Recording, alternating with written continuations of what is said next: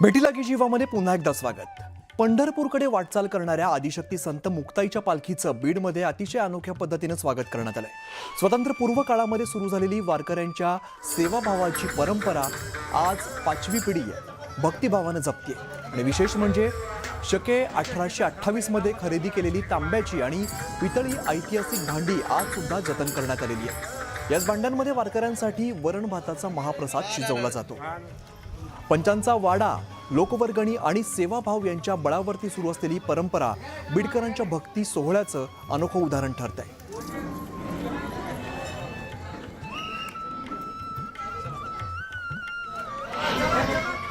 आणि आदर्श मित्र मंडळ असं हे मंडळ आहे आणि जवळपास 125 वर्षापूर्वीची आमची परंपरा आहे।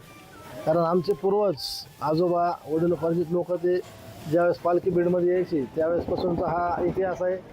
तो आम्ही पुढं पिढ्याने पिढ्या पुढं तो सांभाळत हे वारकऱ्यांची सेवा करण्याची आम्ही परंपरा ही कायम आमच्या मित्रमंडळाचे गल्लीतील सर्व ज्येष्ठ नागरिक आणि युवा सर्वजण मिळून 18 पकड जातीचे सर्व लोक आणि मराठा पंथ मंडळाचे सर्व सदस्य ही परंपरा आम्ही जपत आलेलो आहे। पंढरपूरकडे वाटचाल करणाऱ्या आदिशक्ती संत मुक्ताईच्या पालखीमुळे बीड शहर भक्तिमय झालेलं आहे। दोंडीपुरा परिसरामध्ये पालखी मार्गावरती तब्बल 10 फुटांची विठ्ठल रुक्मिणीची भव्य अशी फुलांची मूर्ती साकारण्यात आली आहे। ही मूर्ती तयार करण्यासाठी सुमारे 1 क्विंटल गुलाब, झेंडू, ऑर्किडसह विविध फुलांचा वापर करण्यात आलेला आहे। 2 दिवसांचा यासाठी कालावधी लागलेला आहे आणि आकर्षक मूर्तीसमोर फोटो आणि सेल्फी काढण्यासाठी भाविकांची मोठी गर्दी होती आहे।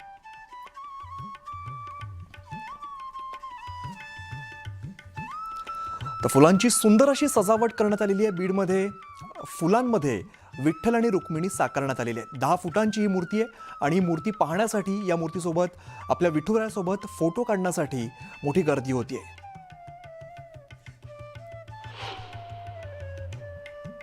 तर विठ्ठल नामाच्या गजरामध्ये आणि भक्तीच्या उत्साहामध्ये रंगलेल्या आषाढी वारीमध्ये यंदा सुद्धा सद्गुरू मंगेशदा क्रियायोग फाउंडेशनने सेवाभावाची परंपरा जपलेली आहे। फाउंडेशनच्या सदस्यांनी लहानांपासून मोठ्यांपर्यंत उत्साहाने सहभाग घेत वारकऱ्यांच्या पायांना तेल लावत मालिश केलाय। दिवसभर चालणाऱ्या वारकऱ्यांना दिलासा मिळावा आणि त्यांच्या सेवेत सहभागी होता यावं या भावनेतून ही सेवा करण्यात आली। भक्ती आणि निस्वार्थ सेवेचा हा सुंदर संगम यावेळेला पाहायला मिळालाय।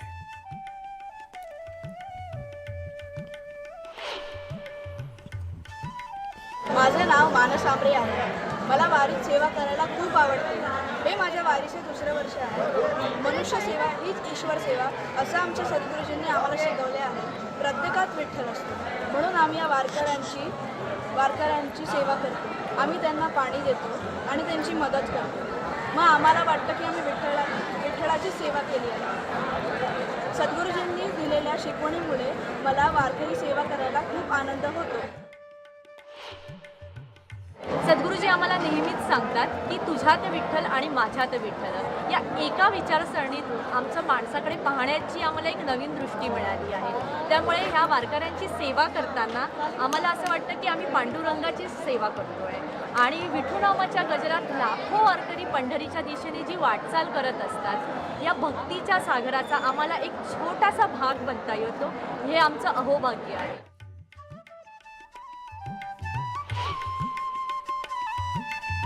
आषाढी वारीच्या निमित्ताने पुरंदर तालुक्यातील सासवड नगरीमध्ये सध्या भक्ती आणि निसर्गाचा अद्भुत संगम पाहायला मिळतोय। एका बाजूला पुरंदरचे डोंगर, दुसऱ्या बाजूला करा नदीचा विस्तीर्ण काठ आणि विठ्ठल नामाच्या गजरात स्नान करणारे लाखो वारकरी, असे डोळे दिपवणारे दृश्य सध्या सासवडमध्ये अनुभवायला मिळत आहे। संत परंपरेत सासवड आणि करा नदीला विशेष आध्यात्मिक महत्त्व असून दरवर्षी हजारो वारकरी इकडे स्नान करून पुढील वारीच्या प्रवासाला सुरुवात करत असतात। जासी न घडे काशी त्याने यावे सासवडाशी असं म्हणतात। कारण आता बघतोय आपण अतिशय पवित्र अशी नगरी सासवड इथे आपण उपस्थित आहोत। कऱ्हा आणि चमळी नदीच्या संगमावर सासवड हे गाव वसलेलं आहे आणि माझ्या मागे तुम्ही बघू शकता पुरंदरचा डोंगर सुद्धा इथे आहे आणि त्याचबरोबर वारकऱ्यांचा मोठा जनसागर इथे लोटलेला पाहायला मिळतोय।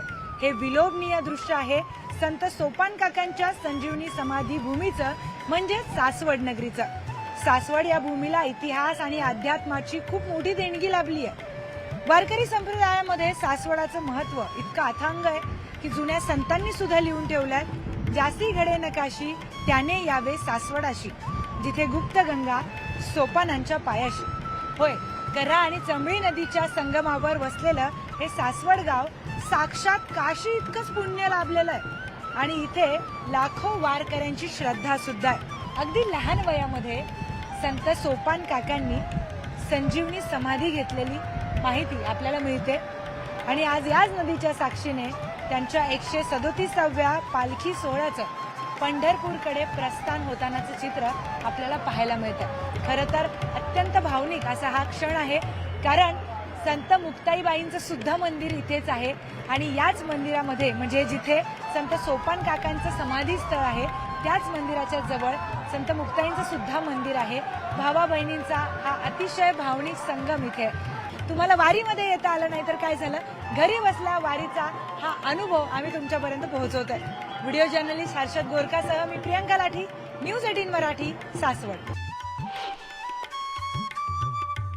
तर टाळ मृदुंगाच्या गजरामध्ये आणि विठ्ठल नामाच्या जयघोषात सोपान काकांच्या पालखीचं अत्यंत मानाचे आणि वैभवाचं प्रतीक असलेले अश्व सासवड नगरीमध्ये दाखल झालेत. बारामती तालुक्यातील अजणगाव या ठिकाणी परकाळे कुटुंबीय या अश्वांचे मुख्य मानकरी असून पिढ्यानपिढ्या हा मान जपला जातोय. पालखीपुढे डौलाने चालणाऱ्या या अश्वांना वारकरी विशेष श्रद्धेने वंदन करत असतात. या ऐतिहासिक परंपरेचं दर्शन घेण्यासाठी आणि मानाच्या अश्वांचं स्वागत करण्यासाठी सासवडकरांनी मोठी गर्दी केली आहे.